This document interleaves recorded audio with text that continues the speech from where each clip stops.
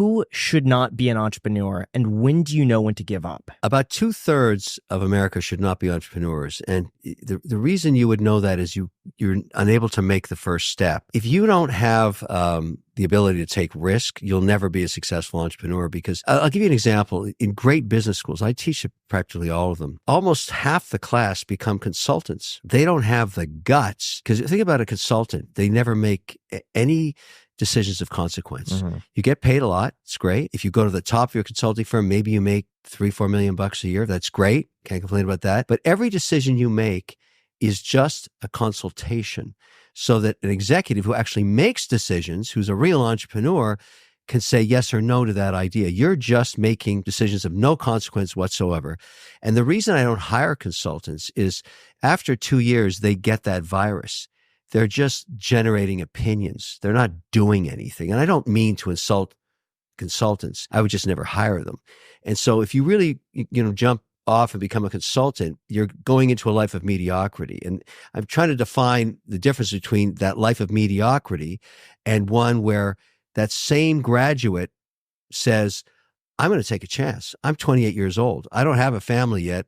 I'm going to start a business. I don't know if it's going to work or not, but I have the ability to just take that risk, not seeing what's on the other side of the chasm. And I'm going to forego a salary of $200,000 a year because I want something more. Yeah. Those are the people that become free one day because they make $5 million in a day because they're entrepreneurs. And that consultant that you use, they're back enjoying their lives, but in a sea of mediocrity. Do you think you're born like that, though? Because it seems as though there is a personality type that's more prone to becoming an entrepreneur who really pushes back against rules, against authority, and they want to take a different path. I don't know if you're born that way. I think you have events that occur in your life that are jolting to you. And every entrepreneur I talk to that's been successful has that defining moment where they say, I remember this moment in my life, and I remember what happened to me. And it just changed my direction.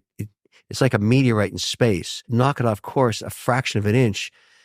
100 years later, it's a billion miles in a different place. Well, that's the same thing with an entrepreneur. Early in their lives, for me, it was getting fired the first day I ever had a job. I realized that was just somebody else had power over me. I couldn't even deal with that concept. And so I never worked again. And with all the hardships and everything else, but it's very similar. There's some event that triggers somebody. So I'm not sure you're born with it. It's just something in your DNA says, I'm going to take that path of risk. What do you think is more important for a successful entrepreneur? To be hungry for money, to be focused on profits, increasing revenue, decreasing expenses, or to be very passionate about the product or service that you're trying to sell? Well, if you're hungry for money, I guarantee you'll fail.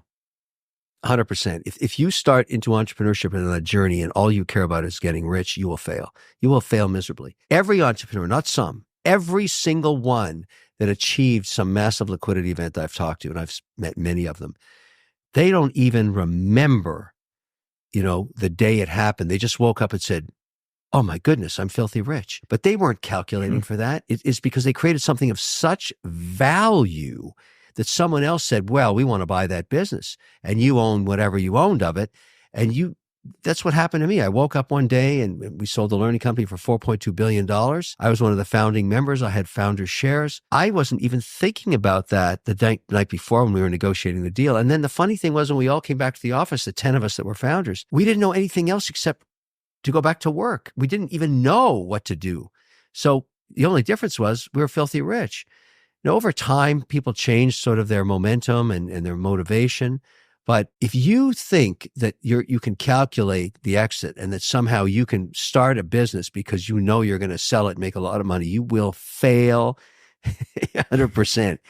It's the second issue you talked about. It's the passion of loving what you do and getting up every day and willing to work 25 hours a day, 8 days a week because you love it so much and you love to compete. That's how you become free. It's about not about the pursuit of capital. It's the pursuit of freedom, personal freedom. I don't have to work anymore. I work harder than I ever have. I really enjoy what I do. I love to compete. I love to do what we're doing right now, talking about this so that others may learn from my mistakes. But the whole idea is personal freedom. That is the American dream. And you have to set your course on that. And there's one attribute you need to pull that off. And I've taught so many people. It's the ability to differentiate the signal from the noise. every minute of the day. People are going to chase you with stuff.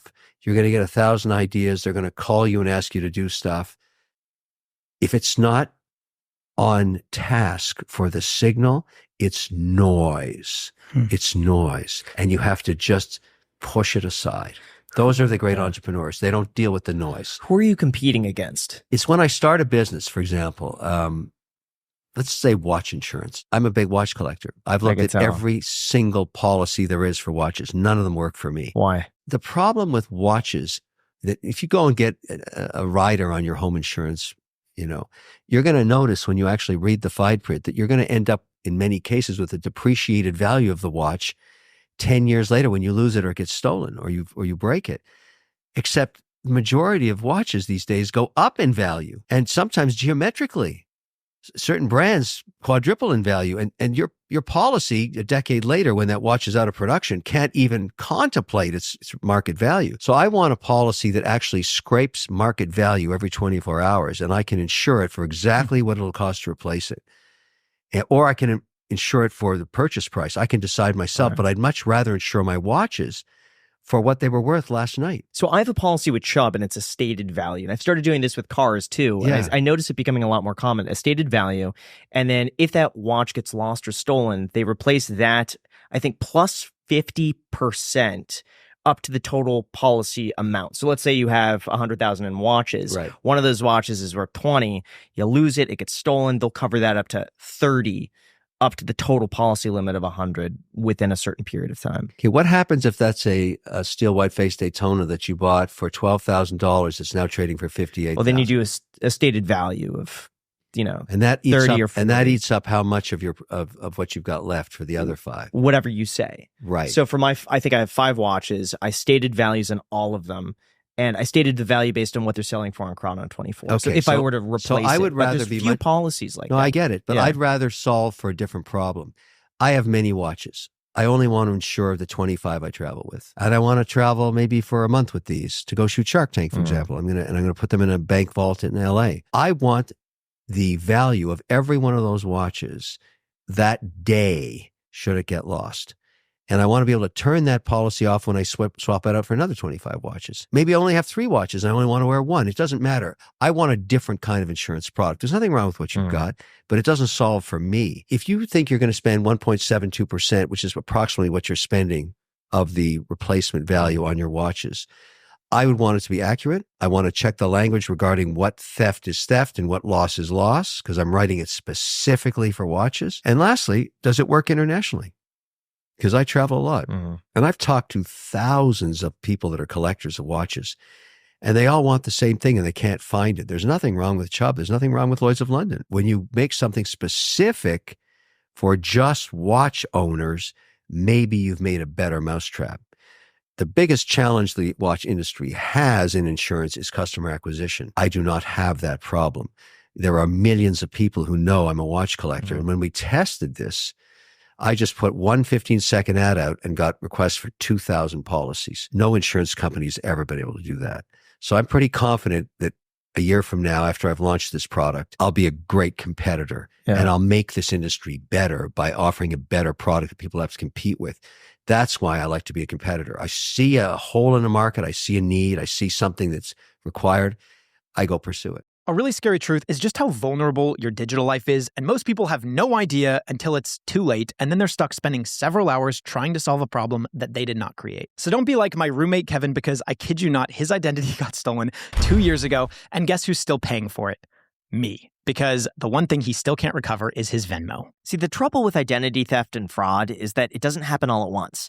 And by the time you notice, usually the damage is done. And that's exactly where our sponsor OmniWatch comes in. It catches problems early by keeping an eye on your identity, credit, financial accounts, and online activity altogether. And the best part is that setting it up only takes a few minutes, and then from there, it works quietly in the background all day, every day. OmniWatch monitors your credit activity, data breaches, and the dark web using AI-powered detection tools tools that are able to spot suspicious activity in real time. If it finds something unusual, you get an alert that tells you exactly what happened and the next steps to take. You can lock your credit, secure all of your accounts, and fight fraud with just one click. If identity theft does occur, OmniWatch connects you with US-based specialists to restore your identity and handle the damage with up to $2 million in identity theft insurance. So head on over to omniwatch.com/iced to get 50% off of your first month and see for yourself if your information's actually secure. Seriously, guys, the peace of mind is worth it. Protect your credit, identity, and online data today. Again, that is 50% off your first month at omniwatch.com/iced.